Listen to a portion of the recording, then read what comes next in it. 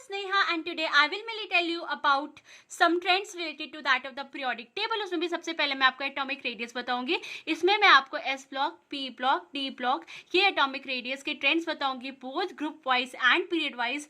And कोई भी exception होगा तो उसके पीछे क्या रीजन मैं आपको बताऊंगी. तो आपको एक ही वीडियो में एटॉमिक रेडियस के पूरे ट्रेंड्स मिलेंगे of the periodic table. And one more thing, आपको जो नेक्स्ट वीडियो होगा उसमें मैं आपको बताऊंगी आयनाइजेशन एंथैल्पी का order group wise as well as period wise in S block, P block and D block with all the exceptions. So stay tune for that also. तो अभी हम इसकी बात करते हैं. सो स्टार्ट करते हैं. सबसे पहले तो एटॉमिक रेडियस आपको पता होना चाहिए लेफ्ट टू राइट जब हम पीरियड में मूव करते हैं तो डिक्रीज होता है, और जब हम ग्रुप में टॉप टू बॉटम मूव करते हैं तो जो एटॉमिक रेडियस होता है वो इंक्रीज होता है. अब सबसे पहला आता है एस ब्लॉक की बारी. उसमें सबसे पहले आते हैं एल्कली मेटल्स. तो इसका होता है lithium, sodium, potassium, rubidium, caesium, francium. That is Helena की रुबीना से फ्रेंडशिप. अगर आपको नहीं याद है आप ट्रिक्स देख सकते हो मेरे चैनल पे विजिट करके, वहाँ पे मैंने अवेलेबल करवा रखे हैं सारे के सारे पीरियोडिक टेबल के ट्रिक्स. तो सबसे पहले तो इसमें कोई एक्सेप्शन नहीं होता है. दैट इज जब हम टॉप टू बॉटम मूव करते हैं तो normal trend that is atomic radius increase होता है. No exceptions.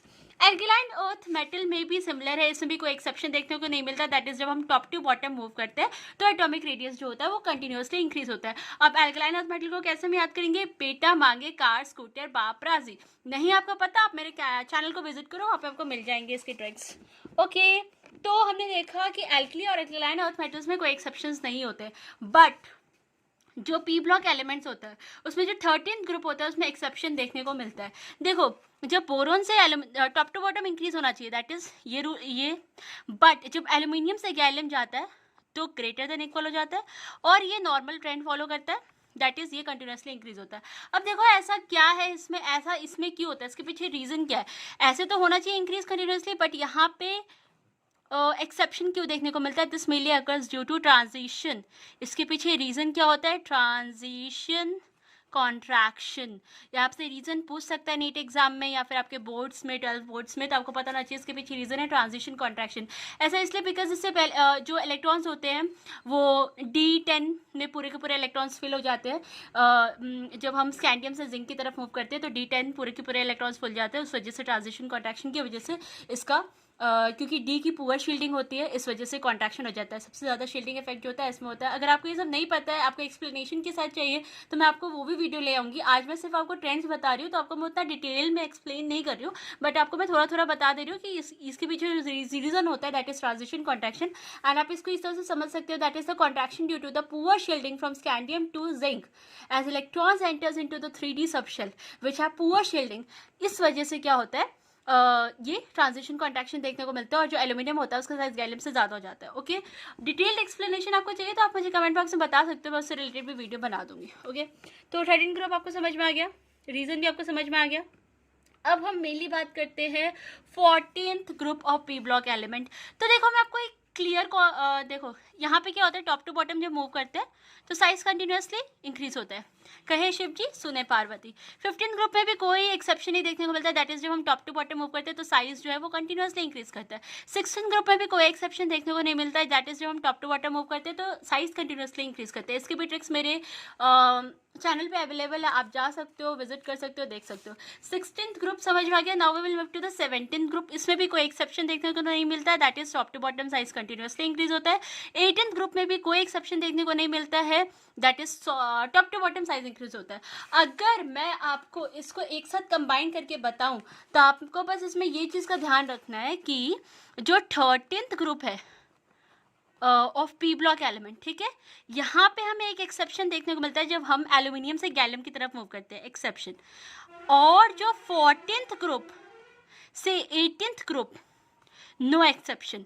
देखो हमें सिर्फ रटना ये सब ऐसे नहीं करना चाहिए, कुछ पॉइंट्स बना करके लिख लेने चाहिए ताकि हमें एग्जाम के टाइम पे हम सिर्फ उस पॉइंट्स पे फोकस करें. जब हमारे पास एक दिन का रिवीजन का टाइम होता है, 2 दिन का, तो हमें ये नहीं कि हम पूरा का पूरा रटेंगे. हमें पता होना चाहिए 13 ग्रुप में एक्सेप्शन होता है, वो एक्सेप्शन आप लिख लो कि जो एल्यूमिनियम होता है उसका साइज ज़्यादा हो जाता है then that of gallium. And जो 14 to 18 होता है उसमें नो एक्सेप्शन होता है. तो आप इसको इस तरह से लिखो, that is called smart work. Okay, तो आई होप आपको ये समझ में आ गया. तो पी ब्लॉक हमने कंप्लीट कर लिया.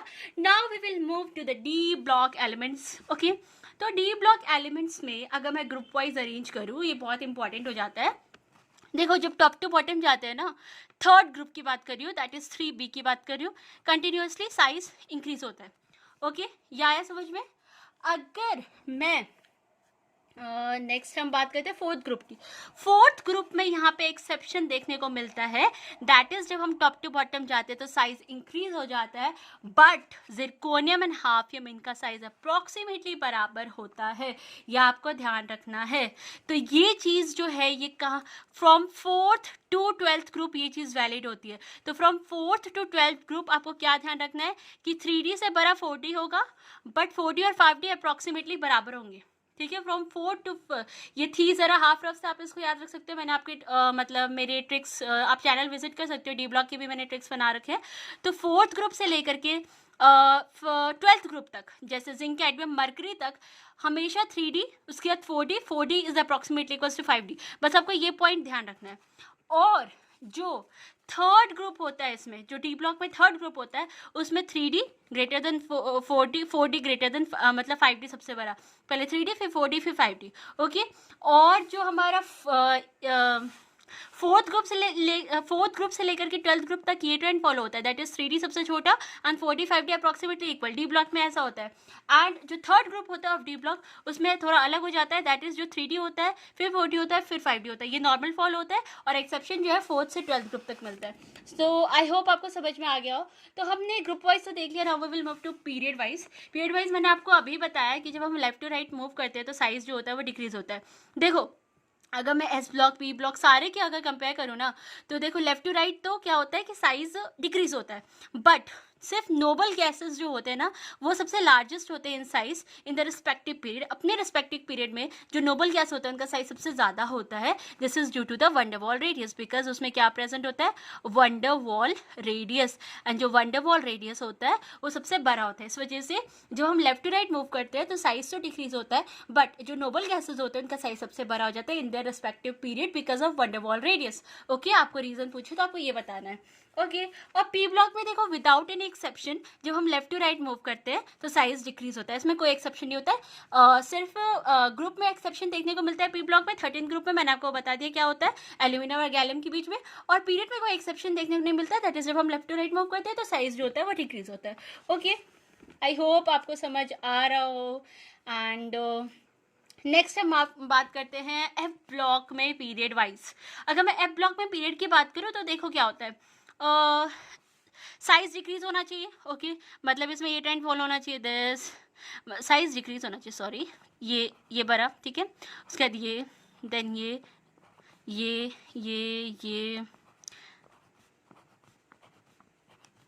ओके, ये ट्रेंड फॉलो होना चाहिए, बट इसमें एक एक्सेप्शन देखने को मिलता है।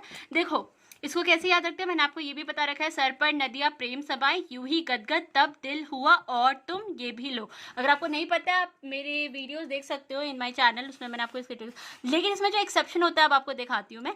एक्सेप्शन जो होता है वो यूरोपियम होता है। देखो इसका जो साइज होता है ना वो सबसे ज़्यादा हो जाता है बस, और सारे के सारे इसके पीछे चलते हैं। सर पर नदियाँ, ओके, एंड देन होता है प्रेम, एंड देन समाई, यूरोपियम तो पहले आ चुका है, यूं ही, फिर गदगद, देन होता है तब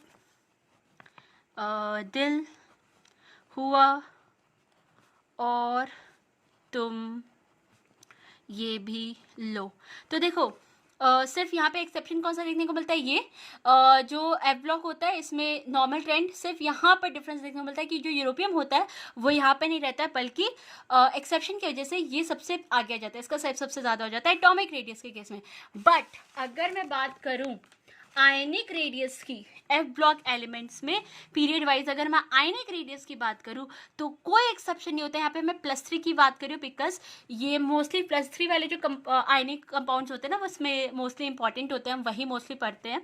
तो देखो आयनिक रेडियस में विदाउट एनी एक्सेप्शन ये नॉर्मली ऐसे चलता है, दैट इज ये होगा देन दिस ओके, तो ये चलता है, ठीक है। तो एटॉमिक रेडियस में यूरोपियम सबसे आगे आ जाता है, लेकिन आयनिक रेडियस नॉर्मल ट्रेंड को फॉलो करता है, ठीक है। सो अगर कुछ छूट गया हो तो आप मुझे कमेंट में बता सकते हो, and let me know in the comment box आपको कैसा लगा वीडियो, एंड आपको और किसी चीज़ से रिलेटेड वीडियो चाहिए तो आप मुझे बताओ। And if you like my videos then do subscribe my channel, and next video के लिए आप रेडी रहना, जहाँ पे मैं आयनाइजेशन एनर्जी से रिलेटेड जितने भी ट्रेंड्स होंगे सब बताऊंगी। And thank you guys and keep studying.